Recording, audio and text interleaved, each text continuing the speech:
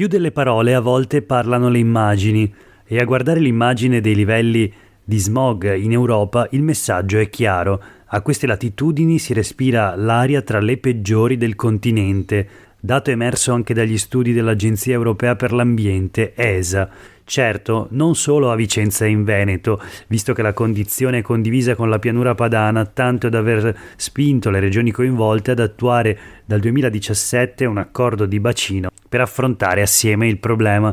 E negli anni alcuni miglioramenti ci sono stati, ma sono magre consolazioni se si pensa che le polveri sottili continuano ad essere oltre la soglia di allerta e l'impatto sulla salute è ormai certificato. Questo è Sveglia Veneto, il primo podcast dedicato all'informazione vista da nord-est. Io sono Jack Calcetto, oggi è giovedì 8 febbraio 2024, la prima notizia del giorno riguarda l'ambiente, l'aria peggiore d'Europa, è allerta smog in tutto il Veneto, in tutto il Vicentino, scrive il giornale di Vicenza, l'articolo di Alessia Zorzan.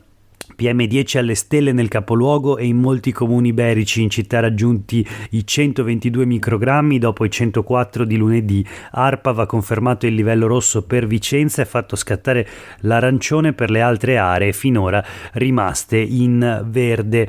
Ma la situazione appunto non riguarda soltanto il Vicentino, tutti gli altri capoluoghi veneti stanno soffocando, si salva soltanto Belluno. L'Organizzazione Mondiale della Sanità ha fissato soglie più stringenti rispetto alla norma nazionale. Questo è un dato di cui tenere sempre conto quando si parla degli sforamenti, del superamento dei limiti, ovvero il Veneto è già ampiamente fuori legge dal punto di vista della norma nazionale, quindi ci sono più polveri sottili di quello che è consentito dalla legge, ma i limiti previsti dall'OMS, quindi dall'Organizzazione Mondiale della Sanità, sarebbero ancora più stringenti e quindi i valori dell'aria inquinata che respiriamo ancora più fuori scala da un punto di vista della salute, appunto, secondo l'OMS.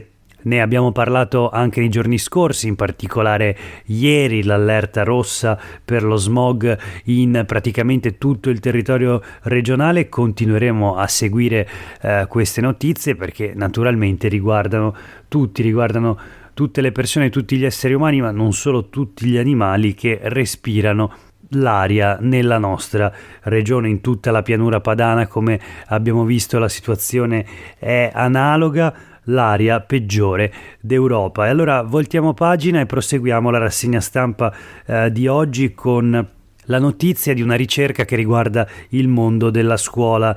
Ne parla Alice D'Este sulle pagine del Corriere del Veneto. 1 studente su 3 vittima dei bulli. Sportello anonimo per le denunce. Questa è la nuova iniziativa che viene richiesta proprio dagli studenti. Il 76% degli intervistati infatti ha chiesto proprio che nelle scuole debba esistere un metodo di segnalazione anonimo. Ma di cosa si tratta? Un sondaggio con il quale la regione del Veneto ha coinvolto 18.000 ragazzi. Molti episodi non arrivano a docenti e presidi, si scopre. Si tratta di violenze verbali, cyberbullismo, pestaggi e calci in pieno viso a sfondo razzista legati alle preferenze di genere o alla disabilità, ma sempre pestaggi. C'è un mondo scolastico violento, scrive la giornalista Alice D'Este, duro nei dati che emergono dal report del monitoraggio del bullismo e del cyberbullismo da parte della Regione Veneto per l'anno scolastico 2022-2023, condotto a seguito della nota ministeriale all'interno del progetto piattaforma ELISA. Vediamo allora che il 12% dei pestaggi o comunque degli atti di bullismo ha un background etnico, ovvero il 12% degli studenti che sono stati bullizzati dai compagni di scuola lo sono stati a causa del loro background etnico. Appunto, nel 9% dei casi c'entra invece l'orientamento sessuale, nel 9% dei casi viene presa di mira la disabilità.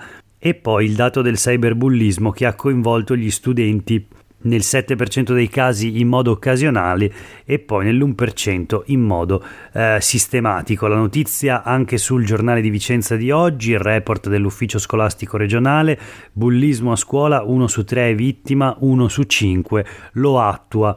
Anche questo è un dato interessante. C'è una netta differenza però tra i dati riportati dagli allievi e quelli dei loro docenti. Una parte di episodi rimane quindi sommersa. Emerge una grande parte di allievi che vorrebbe fosse istituito nelle classi un sistema di denuncia in incognito di questi fenomeni, quindi le denunce anonime di cui già si parlava. Qualcosa di simile, in effetti, se ci si pensa, a quello che avviene già nei luoghi di lavoro, dove per i lavoratori è possibile segnalare in modo anonimo delle condotte di mobbing o di altro tipo di violenza o molestie. Voltiamo ancora pagina, torniamo a parlare delle Olimpiadi a Cortina e della pista da bob, sostanzialmente l'unico argomento ormai di cui si parla in riferimento alle Olimpiadi di Milano Cortina 2026. Pista di bob, è lo sprint finale a giugno, la prima verifica, leggiamo sul giornale di Vicenza. Pizzarotti, l'azienda costruttrice che si è aggiudicata l'appalto, via al cantiere tra 10 giorni, fino a 200 operai al lavoro. Il CONI annuncia che terrà monitorata la situazione, altrimenti scatta il piano B, quindi di svolgere le gare altrove. Secondo il ministro dello sport adesso è una corsa contro il tempo, ma stiamo cercando di recuperare. Nel frattempo i Verdi si dichiarano contrari al taglio di 500 larici secolari. Verifica a giugno sul cronoprogramma ed extra costi e forse piano B. Qui si sta perdendo il senno. Sono certa che il presidente del CONI, Giovanni Malagò, non ha messo a fuoco la gravità della situazione creata dal ministro Salvini. Solo per dirne una, i 500 larici secolari che verranno tagliati nei prossimi giorni. Chi li ripianta poi nel caso scattasse il piano B? Così Luana Zanella, capogruppo di Alleanza Verdi e Sinistra, dopo quanto annunciato da Giovanni Malagò. Intanto il senatore Andrea Martella, segretario del PD del Veneto, ha chiesto un'audizione in Parlamento del ministro Abodi. È necessario che chiarisca tempi e modalità di realizzazione degli interventi. E sempre a proposito della pista da bob, sul Corriere del Veneto troviamo un'altra notizia: inchiesta sulla pista da bob, 2 sopralluoghi dei carabinieri. La procura di Belluno ha aperto un fascicolo sulla demolizione della pista da bob di Cortina. L'accertamento è stato avviato sulla base di un esposto di Italia Nostra che segnala la violazione dei vincoli paesaggistici durante le varie fasi della demolizione per la costruzione del nuovo impianto, che dovrà essere realizzato entro il 2026. La soprintendenza ha già fatto 2 sopralluoghi nell'area, in entrambi i casi erano presenti anche i carabinieri delegati alle indagini dal procuratore capo Paolo Luca. Siamo stati sulla pista 2 volte, conferma il soprintendente per l'area di Venezia, Belluno, Padova e Treviso, Vincenzo Tinè. In entrambi le occasioni sono stati controllati i lavori fatti. Ora valuteremo se i lavori che sono stati fatti corrispondono, come crediamo, alle autorizzazioni concesse. Poi sarà comunque la procura a fare le sue valutazioni. Insomma, anche questo è un filone da tenere sott'occhio. E nel frattempo chiudiamo la rassegna stampa di oggi con un'ultima notizia, sempre sulle pagine del Corriere del Veneto, legata al fenomeno del terrorismo e del fanatismo religioso. Le indagini, i processi e le fughe, 40 sospetti terroristi espulsi dal Veneto in 9 anni. Martedì l'ultimo caso a Venezia, a setaccio, carceri e web.